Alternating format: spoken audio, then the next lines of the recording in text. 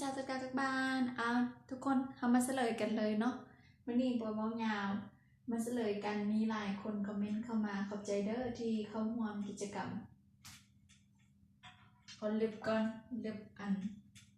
ตัวแปะก่อนเก่งหลายเนาะคนที่คอมเมนต์เข้ามา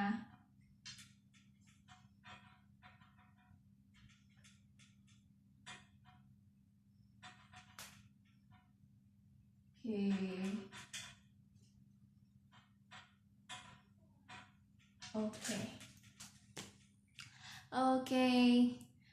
ก็คือที่เว้าไปเนาะจะบ่เว้ายาวละแปลก็แปลไปแล้วมีแต่มาเฉลยกันว่าแนวใดเนาะ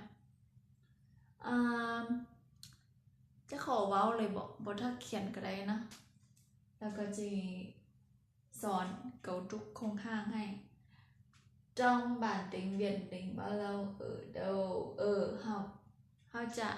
sắp xếp แนวใดตัวนี้โครงห้าก็คือ subject คำว่าดิ่งอาจจะมีคำđộng từ หรือว่า verb การกระทำเป็นอย่างนะกระทำเป็นอย่างคำประกอบเข้ามา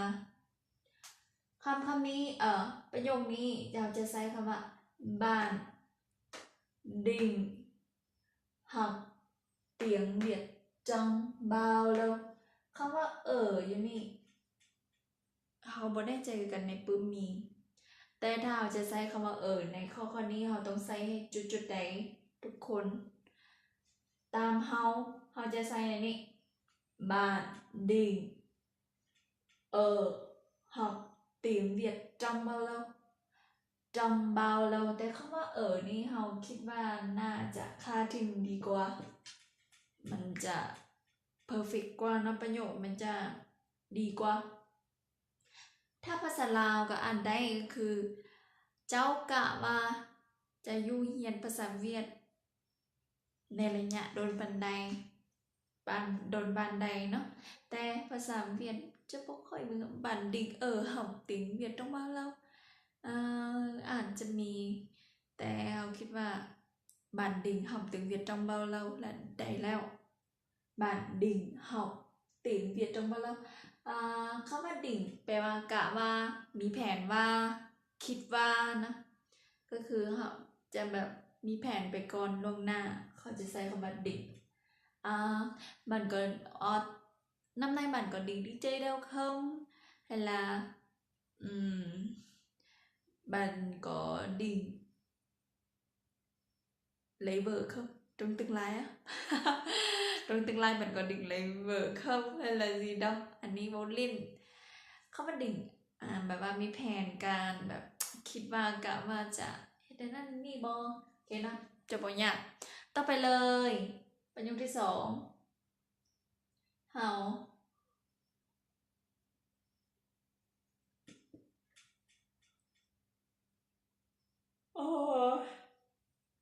อันนี้จะเป็นประโยคทั่วไปคำว่าเดาง่ายๆนะเราจะบอกเขียนไม่ยังเดาหรือว่าเดานั่นเองเป็นประโยคคำถามง่ายเขาจะใช้คำว่า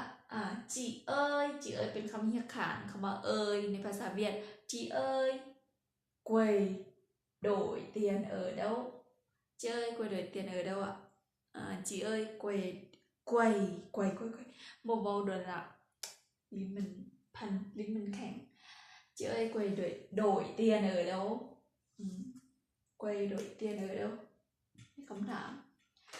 ง่ายละไปประโยคต่อไปเลย dạy anh được không giúp tôi chiều nay có thể อันนี้คำว่า giúp เรียนไปแล้ว giúp dùm โหเนาะเราก็สอนไปแล้วบทก่อนหน้านี้แต่ก่อนหน้านั้นนะผมเป็นบท59แม่นะ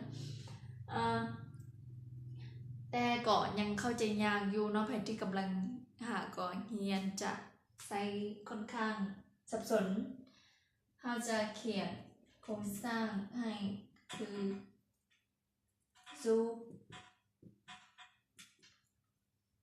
giúp làm cái gì để vào subject làmแล้วจึงอันนี้เป็น verb หรือว่า verb giúp cái gì thấy ai nữaใช่ ai ซะ ai giúp ai cái đấy làm ai giúp ai làm cái gì ai giúp ai làm cái gì ไผช่วยไผเฮ็ดหยังไผช่วยไผเฮ็ดหยังสมมุติว่าเจ้าช่วยคนai ช่วยน้องล้างจานหรือว่าเอ้ยช่วยน้องแต่งกินจังซี่เนาะไผช่วยไผเฮ็ดอีหยังหรือว่าไผช่วยไผเฮ็ดอีหยังไผเฮ็ดช่วย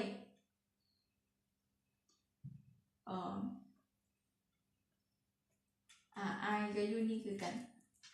ไผเฮ็ดช่วยไผอีหยัง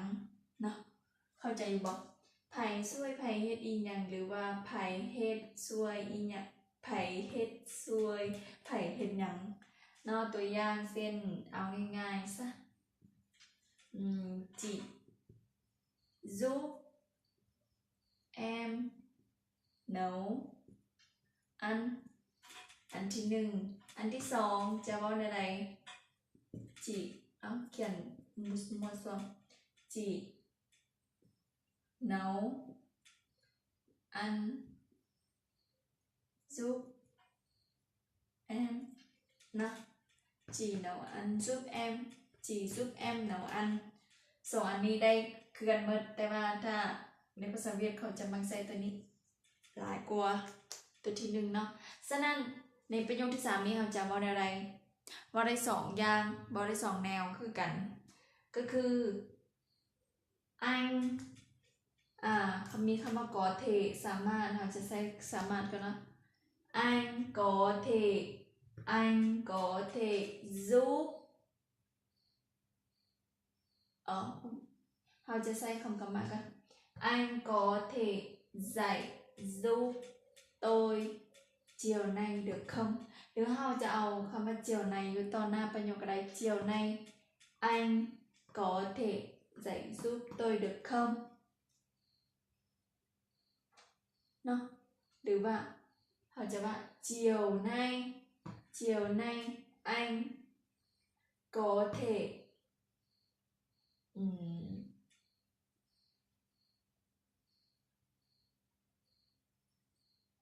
เพราะว่ามีแต่อันเดียวเพราะว่าคำนี้เป็นคำเรียกห้องchiều nay anh có thể giúp em chiều nay anh có thể dạy giúp em หรือว่า giúp tôi นะ chiều nay anh có thể dạy giúp tôi được không chiều nay anh có thể dạy giúp tôi được không เพราะว่ามีแต่คำเดียวคำว่าจะว่า giúp tôi dạy được không giúp tôi dạy được không มันจะความหมายต่างเนาะแต่ว่าอันนี้ความหมายอันเดียวกันตัวนี้ถ้าเราจะบอกว่า chiều nay anh có thể giúp tôi dạy được không ก็ได้คือกันแต่ความหมายจะต่างก็คืออันที่หนึ่งก็คือสอนช่วยค่อยสอนให้ค่อยได้บออันหนึ่งแม่นช่วยค่อยสอนได้บอมันจะต่างกัน